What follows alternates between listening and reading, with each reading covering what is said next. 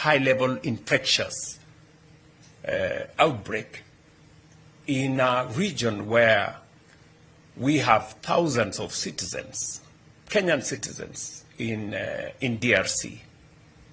We have soldiers in DRC.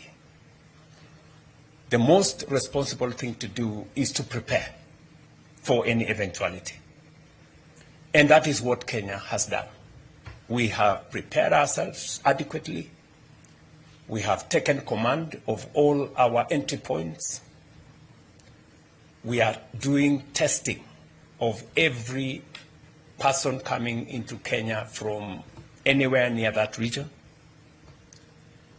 We are testing close to between 2,000 and 3,000 people from all our entry points every day. We have mobilized resources, testing kits, reagents, and all manner of people. We have trained thousands of staff, health staff, to be able to handle that situation. We have now isolation facilities, 23 of them across the country, in different parts of the country.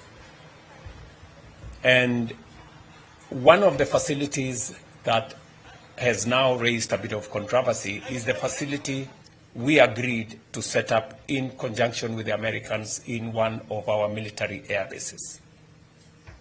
And why have we done that? We have a huge American military contingent in Kenya, number one. Number two, we have set up the 23 other isolation places in Kenya with the support of friends, among them the Americans, our own resources, but also with the support of Americans. The American government has supported us in this Ebola setup infrastructure, health infrastructure, to the tune of 1.8 billion Kenya shillings. And they did make a request to us to, in the process of setting up all the other facilities, to also set up one where they can use in the event that their citizens, their soldiers, some of them in Kenya or from elsewhere, if they are in a situation, then they can use that facility. For context again, even if the Americans had not set up that facility at the military base, if there was any American in Kenya, we would take them to a Kenyan facility. We would not throw them out, because the Constitution of Kenya tells us that we are responsible for the health of the citizens of Kenya, including those who are in Kenya at any one time. So what you see as a debate in Kenya is lack of information. You know, people who may not have enough information to understand what we are doing. If we don't prepare and a situation occurs, we would have to answer much more difficult questions than the ones we are answering now. The questions we are answering now are simpler. They are easier. But if we were answering questions when people are sick and we haven't prepared enough, then we would be answering much more difficult questions. Where were you? What were you doing? What did you do? You knew there was a pandemic. You didn't do nothing. You know?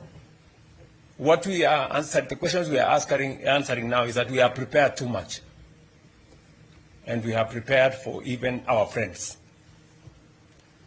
And you see, I ask the people of my great country that the American people and government have been partners with us on matters health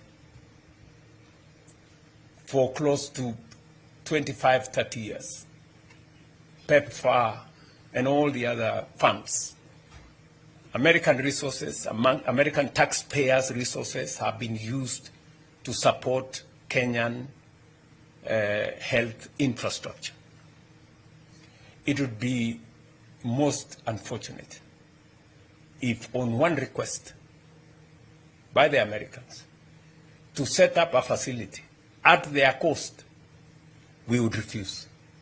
We would look very inhuman, you know. So the debate here is not about whether to set it up or not. The debate is, are we doing the right thing? Are we not? And I can tell you without fear of any contradiction, and I can look at everybody in the eye, Kenyan, including yourself, and tell you we are doing the right thing. Thank you. Mr. President.